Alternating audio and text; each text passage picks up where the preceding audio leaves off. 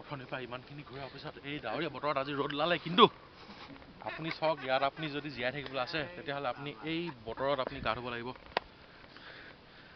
আৰু তাৰ আগতে আপুনি যিখিনি খাদ্য বস্তু ইয়াত আপুনি বনোৱা হ'ল বেলেগ পিকনিক পাৰ্টিৰ লগত, সেইখিনি আপুনি বনাব লাগিব। সেইখিনি আপুনি বনোৱা খাদ্যখিনি আপুনি যদি আপুনি খাই লয়, তেতিয়া আপুনি নিশ্চয় আপুনি 6-7 ঘণ্টালৈকে আপোনাৰ কোনো ডিষ্টাৰ্ব নহয়।